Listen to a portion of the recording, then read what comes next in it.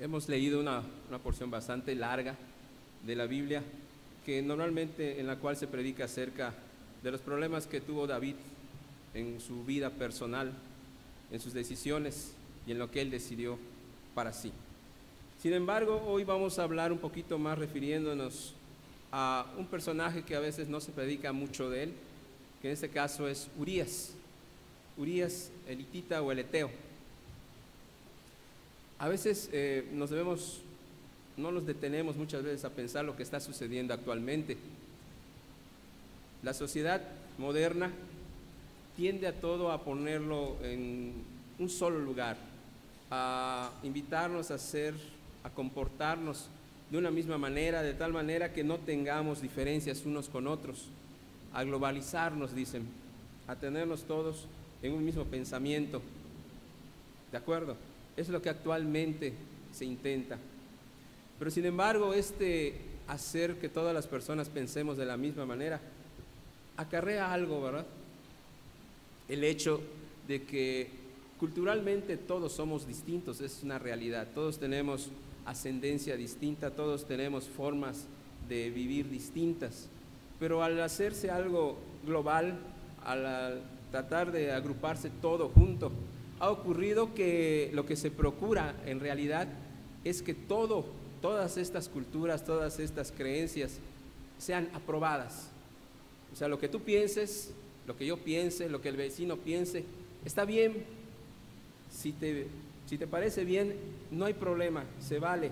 Todo se vale con tal de que tú te lleves conmigo. No te voy a decir nada, no te voy a decir está mal, con tal de que tú te lleves conmigo. Eso es lo que dice la sociedad moderna. Implica el hecho de que tus costumbres, aunque estén en contra de una verdad absoluta, si son tus costumbres, yo las debo aceptar. Hay un eslogan que bueno, yo no, porque soy pobre, no puedo comprarme zapatos Nike, ¿verdad? Pero los que pueden comprar zapatos Nike se ponen just do it, ¿verdad? Solo hazlo, ¿verdad? Simplemente. Y es el mensaje de la sociedad moderna. No te preocupes, solo hazlo. En nuestra sociedad, el relativismo, o sea, todo es relativo, no hay una verdad absoluta. Todo se puede interpretar, depende cómo lo veas, te dicen. Entonces, como no hay una verdad absoluta y Dios es absoluto, para nuestra sociedad moderna Dios no tiene cabida simplemente. Por lo tanto, el rechazo de Dios es evidente. Sin embargo, hay incongruencias con esta manera de pensar. Hace unas semanas, creo que la semana antes, si mal no me acuerdo, una semana antes de Navidad, en Estados Unidos hubo un problema terrible, ¿verdad? Creo que todos oímos o vimos, si es que incluso, ¿verdad? La matanza en un pueblo pequeñito. Y nos indigna aún más, ¿verdad? Porque sí, toda matanza es terrible, ¿no? Pero en este caso fue matanza de niños, creo que algunos no mayores de 6 o 7 años. Y uno se conmueve, ¿verdad? Y la gente de Estados Unidos se conmovía. Y los que hablaban, los comunicadores, como dicen ahora, antes los anunciadores de televisión, prácticamente estaban llorando, ¿verdad? Por lo que veían. Pero lo que confunde es que esas mismas personas que se sentían tan conmovidas, al rato, el mensaje que sus televisoras, que ellos mismos daban es, hazlo, ¿verdad? No hay problema. O sea, hay una doble moral, una doble manera de ver las cosas. El preguntarse por qué ocurren estas cosas tan terribles. El preguntarse por qué Dios, incluso así lo decían, ¿verdad? Algunos dicen, ¿por qué Dios permite que estas cosas ocurran? Es como preguntarnos, ¿por qué Dios no está en mi vida? Ellos nunca se lo preguntan. Nunca se preguntan por qué ocurren y nunca se responden, porque Dios no está en mi vida. Y esa es la respuesta, ¿verdad? Dios no está en la vida de la mayor parte de la gente y por lo tanto vemos este tipo de cosas. ¿Qué tiene que ver esto con Urías? La pregunta es, ¿por qué ocurren? La respuesta es, porque no tienes a Dios. Urías, vamos a aclarar quién era este hombre. Urías, en su nombre y en su apodo, vienen algunas respuestas que a veces se nos escapan. Urías es un nombre hebreo, pero su apodo, el Eteo, significa que era un hombre extranjero, que cuando menos, si él no era hebreo, a lo mejor su familia no era hebrea y había adoptado la religión judaica, había judaizado, ya sea él o ya sea su familia, pero habían aceptado que lo verdadero, habían aceptado que la verdad absoluta venía de parte de Dios, y ese era un hecho incontrovertible. ¿Qué más podemos decir acerca de Urías? A él se le menciona como uno de los valientes de David. ¿Pero qué significa ser uno de los valientes de David? Esta palabra, valientes, tiene un significado especial. No solamente es alguien que hace cosas arriesgadas, no solo es eso, ¿verdad? En realidad es un título casi nobiliario. Estos valientes eran un grupo militar, un grupo de élite, así como vemos en la televisión, ¿verdad? Iba a decir de los soldados mexicanos, pero sí se merece mucho respeto. Pero normalmente vemos en la televisión más bien de los soldados de otras naciones que forman unos cuerpos de élite que saben hacer de todo, ¿verdad? Que pueden sobrevivir solos. Gracias, hermano. Que pueden sobrevivir prácticamente solos. Pues bien, Urías era de un grupo de este tipo, que era capaz de hacer todo él solo. Pero no solamente eso, sino que era escogido por su carácter. Era un hombre, una persona que era capaz de hacer que su compromiso con el rey, en este caso, que su compromiso con Dios también fueran valideros y que su actitud fuera siempre constante, que las circunstancias no le iban a hacer cambiar su actitud. Por eso eran escogidos entre los valientes, en este caso de David. Lo contrastante es que David había sido al principio, cuando todavía no era rey, había tenido esas actitudes, había sido un héroe, había sido uno de los valientes. Tan así que cuando llegó a ser rey fue cuando constituyó este grupo de élite que lo rodeaba, lo protegía, en el cual él confiaba y había confiado su vida en los días en los cuales había sido perseguido por Saúl. Qué más confortante, ¿verdad?, que usted sepa que tiene un grupo de personas que le está cuidando día y noche. Y eso es lo que David había experimentado con este grupo de personas. Este grupo de personas, cuando él era perseguido, ellos lo protegían. ¿Qué se esperaba de David? Se esperaba que, siendo rey, fuera la cabeza de estos llamados valientes. Pero sin embargo, en el capítulo 11, vemos que algo está pasando con la vida de David, que algo muy complicado empezó a ocurrir. Lo primero fue que dejó de cumplir lo que él debía de hacer. Dice la Biblia que en el tiempo en que los reyes salen a la guerra, David se quedó en su casa. Y de allí empezaron los problemas. Pero mientras David estaba en su casa, ¿dónde estaba Urías? Estaba cumpliendo sus deberes. Ahí el primer contraste entre David y Urías. David renunció a lo que debía de hacer y Urías estaba haciendo lo que debía de hacer en ese momento. Sin embargo, cuando David peca, cuando David adultera, comete adulterio, él se da cuenta que tiene consecuencias. De hecho, Betsabé le dice: estoy encinta. Y la pregunta es, no se lo dice, ¿verdad? Pero es, ¿qué vas a hacer, rey? ¿Qué vas a hacer al respecto? Y ahí viene un par de posibilidades. Uno, arrepentirse y pedir perdón y decir: cometí adulterio. Podía hacerlo, pudo haberlo hecho. Pero estaba la otra alternativa, buscar cómo cubrir su pecado. Ambas respuestas, ambas actitudes pueden moverse hacia ciertos comportamientos, a cierta forma de dirigirse a Dios. Si me arrepiento, estoy más preocupado por mi integridad, por quién soy yo. Si no me arrepiento y sigo pecando, estoy más preocupado por lo que la gente llegue a pensar de mí. David escogió seguir pecando, pero como le interesaba que la gente creyera o siguiera creyendo que él era un hombre correcto, que hacía siempre lo bueno, que era incapaz de hacer cosas malas, entonces al decidir seguir en pecado, también decidió cómo cubrir su pecado. De un pecado nació otro, y así David empezó con su carrera en el pecado en este momento. Entonces ideó una manera en la cual Urías estuvo involucrado sin que él lo supiera. Primero que nada, sabemos que uno de estos hombres, uno de estos soldados, no pueden regresar del campo de batalla. No pueden, ¿verdad? No pueden abandonarlo, tienen que estar allí. Entonces, por una orden expresa de David, Urías es mandado llamar. Y dice en el verso 8, después dijo David a Urías, desciende a tu casa y lava tus pies. Y saliendo Urías de la casa del rey, le fue enviado presente de la mesa real.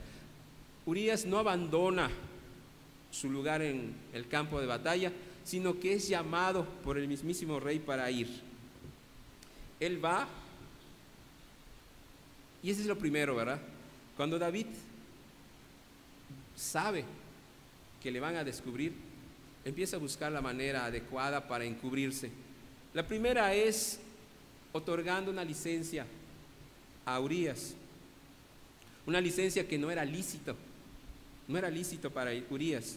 Él va y se presenta, pero él no tiene en mente el hecho de que está en el palacio del rey, sino tiene en mente que él debería estar al lado de su gente, al lado de la gente que está peleando por el rey, y su mente sigue allá, aunque su cuerpo está delante del rey.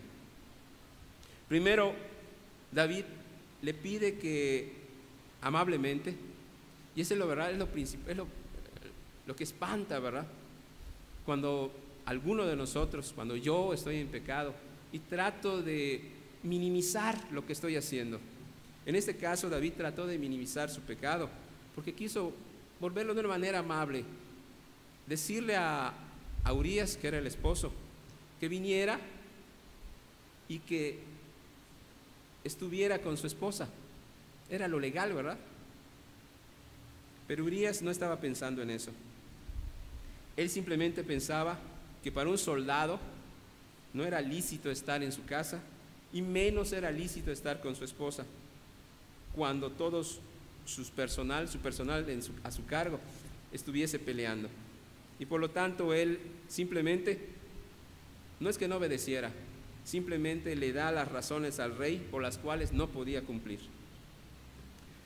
Incluso David no solamente dice, bueno, no le bastó la licencia que le di, entonces decide halagarlo y le da presentes de su mesa, de la mesa real.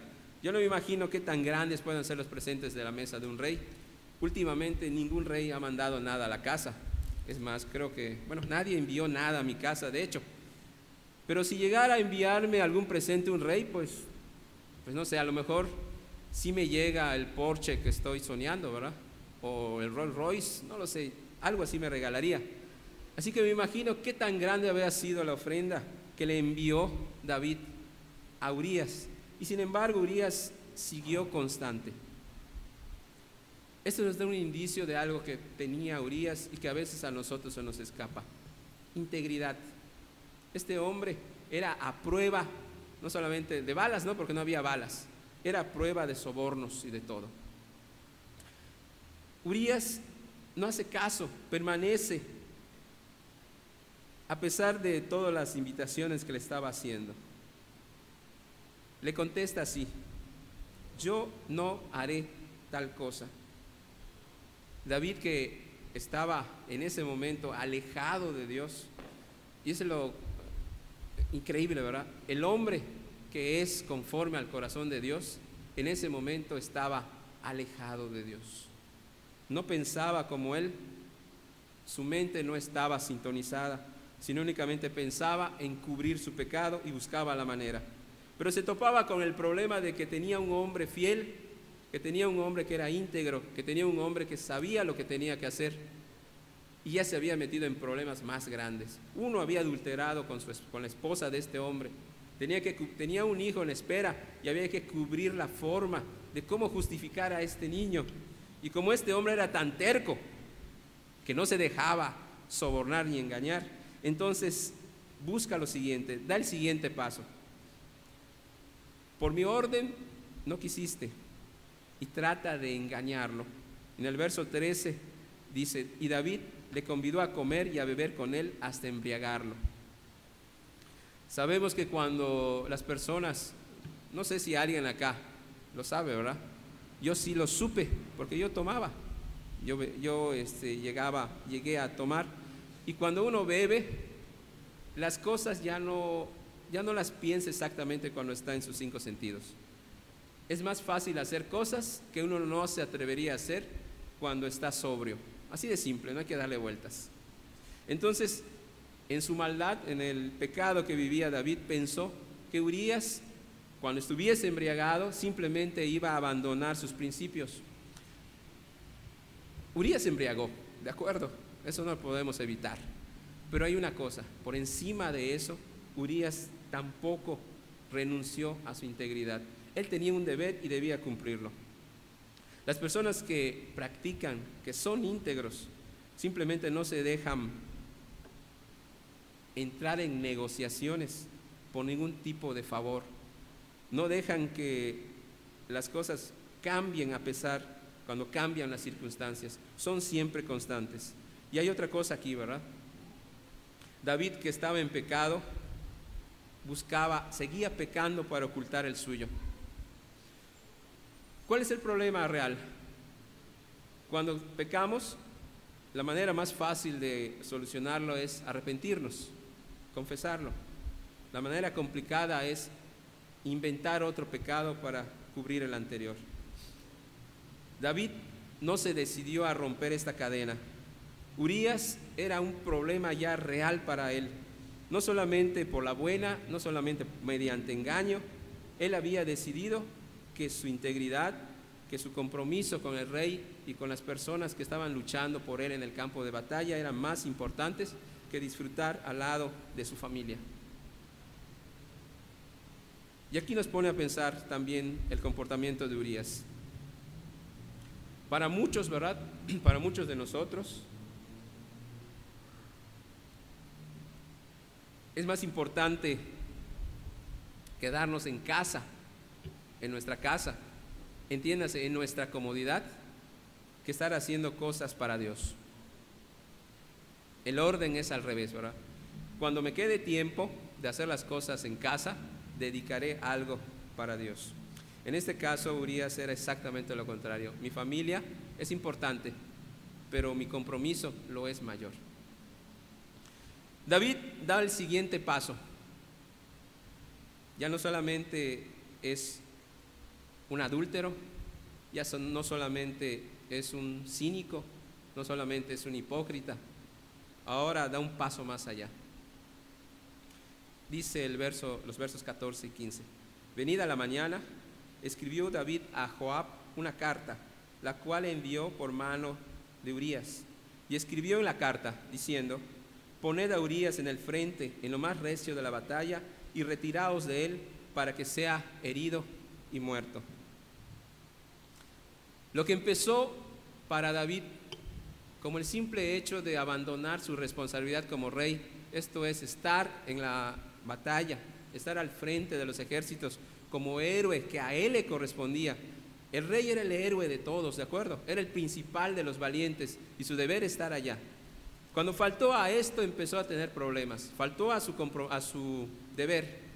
Luego cayó en adulterio, luego fue cínico, fue hipócrita y ahora se graduó como asesino.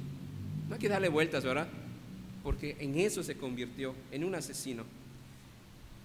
Y me pregunto primero a mí, ¿verdad? Y luego a ustedes. Yo no sé, ¿verdad?, cuál sea el estado de su vida espiritual. Cada uno lo sabe, ¿verdad? Cada uno se conoce. Pero tal vez es tiempo, ¿verdad?, de decir hasta acá.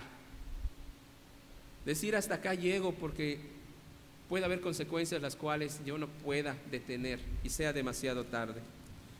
Y créame, lo que le ocurrió a David no está por ningún otro motivo más que para advertirnos a todos nosotros que aquel que se crea fuerte, que tenga cuidado, porque podría caer. David en sus días era el hombre que estaba más acorde al corazón de Dios y cayó. Hoy no sé, ¿verdad?, si usted está acorde al corazón de Dios. Yo espero que sí, ¿verdad? Pero cuídese, ¿verdad?, de no caer.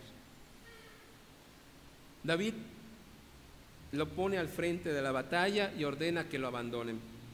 La traición más artera se consumió. Le había quitado a la esposa, tenía un hijo suyo y ahora lo asesina. Y sin embargo, Urías permanece fiel en todo momento. Jamás pregunta al rey: ¿por qué me trajiste? Jamás le pregunta al rey: ¿por qué quieres que vaya a mi casa? Jamás le pregunta al rey: ¿por qué quieres que yo abandone a la gente que está peleando por ti? Urías simplemente se mantiene firme. Y aquí nos pone a pensar, ¿verdad? Urías era un hombre extranjero, o cuando menos su familia lo era, y había decidido servir al rey. Nosotros también, de alguna manera, ¿verdad?, no somos judíos, ¿de acuerdo? No somos de natural hijos de la nación escogida por Dios, no lo somos. Somos adoptados. Hemos decidido formar parte de la familia de Dios. De alguna manera, ¿verdad?, nos deberíamos identificar con ese comportamiento de Urías, porque él decidió, o su familia decidió, que iban a servir al Dios, al único Dios, a renunciar a todo. Y es parte de lo que nosotros debíamos de pensar, ¿verdad? Hemos renunciado a no ser hijos, a no ser parte de la familia de Dios para llegar a serlo. Cuando Urías muere, David llega al colmo, ¿verdad? Ya no solamente es todo lo que ya dije, ¿verdad? Ahora tiene un problema más grande. Escuchen lo que él dice.